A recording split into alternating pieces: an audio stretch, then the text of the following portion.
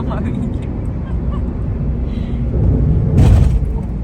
કંઈ નહીં, જોઈએ હવે ક્યારે સવાર પડે છે અને ક્યારે પહોંચીએ અમે. તો અચાનક જવાનું છે, કોઈ પ્લાનિંગ નહોતું. કોઈ પ્લાનિંગ નહોતું, અચાનક જ જઈએ છીએ.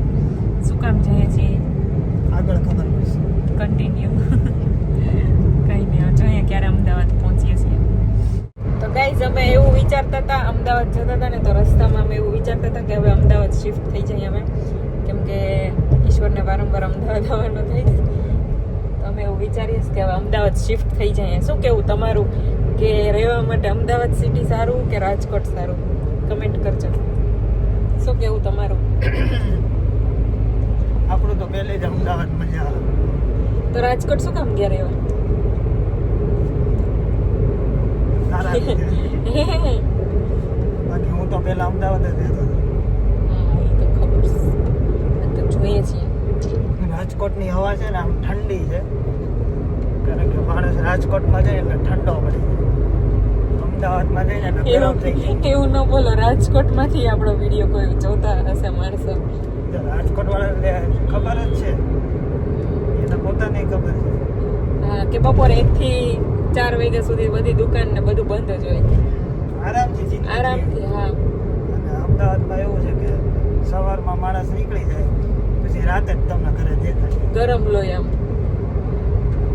કામ કરવાની કાંઈક મજા કામ કરતા. કરવાની ધગશ હોય માણસોમાં. જોકે કામ કરવાની ધગશ તો બધાયમાં હોય, પણ જેવું જ્યાં રહેતા હોય એવું વાતાવરણ પછી. જો અમે અમદાવાદ પહોંચી ગયા હતા સવારે, અને અમદાવાદથી પછી અમે નીકળી ગયા છીએ પાલનપુર જવા માટે ને પાલનપુર જવા માટે. અને અમે ફ્રેન્ડના ઘરે હોલ્ડ કર્યો હતો, ને અમે નાસ્તો પાણી કર્યો, ફ્રેશ થયા, અને હવે અમે આગળ જઈએ છીએ. મારા મમ્મી પપ્પાની લોકો આગળ છે, વેઇટ કરે છે. 20 કિલોમીટર છે. એ લોકો નાસ્તો કરવા ઉભા રહ્યા. એ લોકો ઘરેથી થેપલા સુકી ભાજીને એવું લઈને આવ્યા છે. અમને કીધું તમારે બાકી છે તો અમે વેઇટ કરીએ, પણ અમે નાસ્તો કરી લીધો. એટલે જોઈએ હવે આગળ ક્યાં ભેગા થાય છે. 30 કિલોમીટર આગળ છે. 30 નહીં, હવે તો 19 જ રહ્યું. 20 જેવું. હા, 20 રહ્યું છે, બસ 20 કિલોમીટર દૂર છે. એ લોકો સવારે વહેલા ભાવનગરથી નીકળ્યા હતા અને અમે લોકો રાજકોટથી નીકળ્યા હતા. જો મારા પપ્પાની લોકો અમને મળી ગયા છે. અમારી પાછળ મારા પપ્પાની લોકો છે અને અમે આગળ છીએ. રસ્તામાં અમે જમી લીધું, બસ હવે પાછા આગળ જવા માટે નીકળી ગયા. અમે ઊંઝા ઊભા રહેવાના છીએ ને આપણે. મહેસાણા જમી લીધું, ઊંઝા આવે ઉભા રહેશું મસાલા લેવા. મસાલા બધા કે ઊંઝાનું જીરું ને બધા મસાલા ટૂંકમાં ત્યાં સારા મળે, એટલે અમે મસાલા લેવા માટે ઊભા રહેવાના ઊંઝા. જો અહીંયા પોસિબલ હશે તો બતાવશું તમને મસાલા કેવા કેવા છે.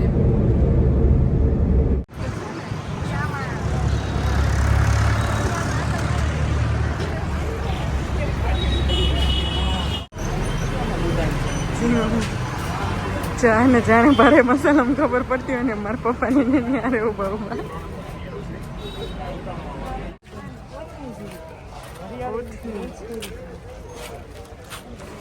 હેલો હાલો. તો જો અમે અહીંયા ઊંઝામાં મસાલા માર્કેટમાં આવ્યા છીએ. હાઈ કર દે. કેમ છો બધા? એમ તો કેમ છો બધા? અમે પાલનપુર પહોંચી ગયા છીએ. પછી સેરેમનીમાં આવ્યા છીએ. શેની સેરેમની? Degree ceremony. MBBS. કેવું ફીલ થાય? અરે અમે બધા આવ્યા, મમ્મી પપ્પા દીદી જીજુ ભાઈ બધા. ફેમિલી સાથે બધા પિયુષ આવ્યા છે. નહીં નો આવ્યા. હા, એનું આવ્યા પણ કોઈ વાંધો નહીં. બધા વગી મમ્મી પપ્પા આવી ગયા એટલે બહુ સારું છે. હેલો કર દે.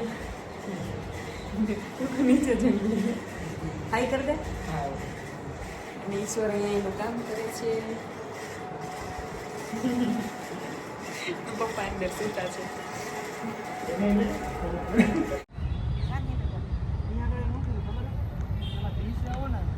દિવસે 150 રૂપિયા બરોબર, 50 રૂપિયા પર ડે ભાડું. એક રૂમમાં 3 બેડ હોય અને રાત્રે રોકાવ તો 80 રૂપિયા. લોગિન 100 રૂપિયા.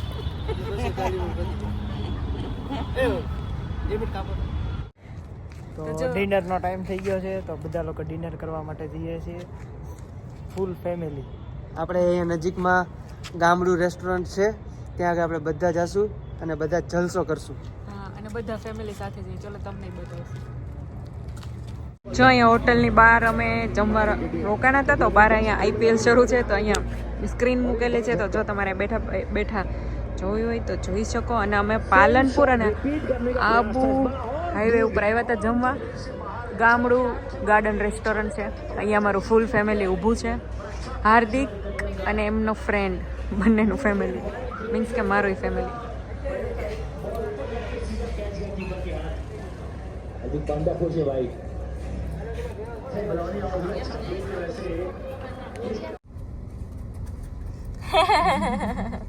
Banas medical college. તો હાર્દિકની હોસ્ટેલે આવ્યો છું, એની રૂમે અમુક સામાન લેવા માટે આવ્યા છીએ. જો આ હોસ્ટેલ લાઈફ છે એમની. This is the drawing created by my friends and me. બહુ બધા જલસા કર્યા છે. આ પિંજરું હવે અમને ગમવા લાગ્યું છે. થોડાક ટાઈમ માટેની રહ્યું છે, થોડું ગમતું નથી, પણ હોય જ છે એવું કે હોસ્ટેલમાં જે લોકોએ જાજો સમય કાઢી નાખે ને, 5 વર્ષ ભાઈએ કાઢ્યા છે, હવે આ હોસ્ટેલ છોડતા આમ જીવ નથી હાલતો. હવે એવું છે. છેલ્લા દિવસો છે, હવે 2-3 મહિના રહ્યા છે અમને. રૂમ થોડો ખરાબ છે કેમ કે બધાનું પેકિંગ શરૂ છે, એના લીધે રૂમ થોડો અસ્તવ્યસ્ત રહ્યો છે. પણ હોસ્ટેલમાં એવું જ હોય, અમે રૂમ રાખી દેતા તો આ રીતના દેતા. આ જિંદગી જીવવાની પણ કાંઈક અલગ જ મજા છે. સાચી વાત. હોસ્ટેલ લાઈફ ને હાલ જો આ બધું MBBS કરતા હોય ને તો જો આ બધા પાછળ બધા એના લગાવેલા છે, ડ્રોઈંગ ચિત્ર બનાવેલા છે, ડ્રોઈંગ બધા.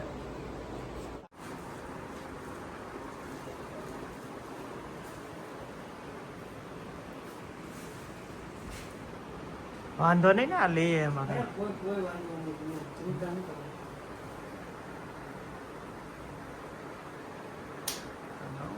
પૂછવું.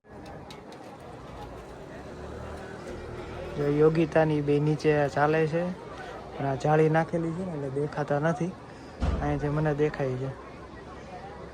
આ હોસ્ટેલના આપણે કેટલામાં માળે છીએ? 5મા માળે.